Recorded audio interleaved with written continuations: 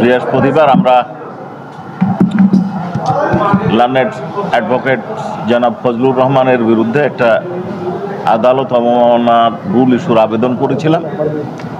সেই দিন আংশিক শুনানি অন্তে সিটিং মেম্বার অন্তত চেয়ারম্যান মহোদয়ের উপস্থিতিতে আজকে শুনানির জন্য দিন ধার্য করেছিলেন।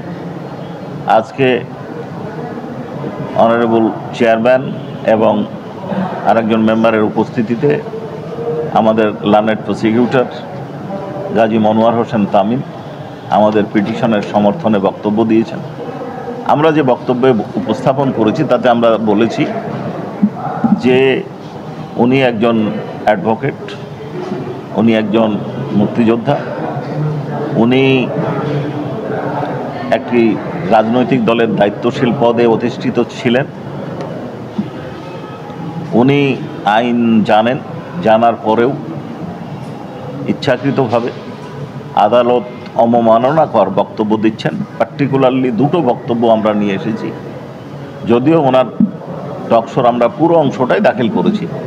আমরা দুটো ইস্যুতে তার বিরুদ্ধে আদালত অবমাননার আবেদন করেছি। এক হচ্ছে উনি বলেছেন এই আদালত আমি মানি না, এবং এটার প্রকাশভঙ্গি যথেষ্ট আদালত অবমাননার জন্য যথেষ্ট বলে আমরা মনে করছি। দ্বিতীয় হচ্ছে যে উনি বোঝাতে চেয়েছেন যে একটা ইন্টারনাল অ্যারেঞ্জমেন্টের মাধ্যমে এই প্রসিডিংটা চলছে, যেটা একজন সিনিয়র অ্যাডভোকেটের কাছে কাম্য নয়, একজন দেশের দায়িত্বশীল নাগরিকের কাছে কাম্য নয়। আমাদের শুনানিকালে অনারেবল ট্রাইব্যুনাল বেশ কিছু প্রশ্ন করেছেন, আমরা উত্তর দিয়েছি। শেষে আগামী এই অনারেবল ট্রাইব্যুনাল আমাদের আবেদন মঞ্জুর করেছেন এবং কেন আদালত অবমাননার ব্যবস্থার জন্য তার বিরুদ্ধে ব্যবস্থা গৃহীত হবে না এই জন্য রুল ইস্যু করেছেন এবং তাকে আগামী 8 ডিসেম্বর সশরীরে হাজির হওয়ার নির্দেশ দিয়েছেন।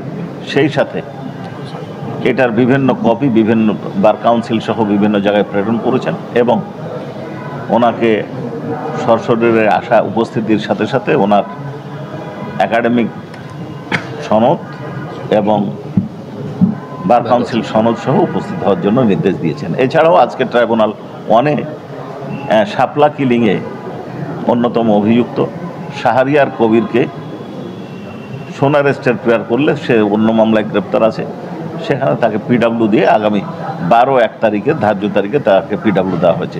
জি, আপনাদেরকে ধন্যবাদ।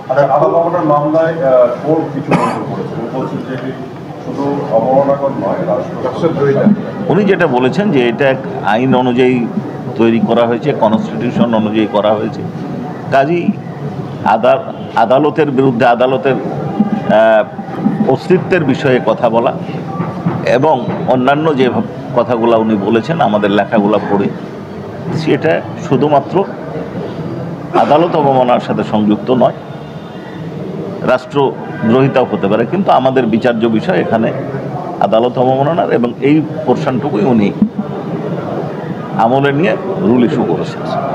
কোর্ট এক পর্যায়ে বলেছে যে ফজলুর রহমান কে আইনজীবী সার্টিফিকেট, কোর্ট কি এটা আসলেই জানেন না, নাকি কোর্ট একটা বিষয়টা আসলে উনি সামগ্রিক কোর্ট যোগ্যতা নিয়ে প্রত্যেকটা মামলার প্রসিডিং হওয়ার পর অ্যাকিউজডের পরিচিতি সম্পর্কে কোর্ট জানতে চান।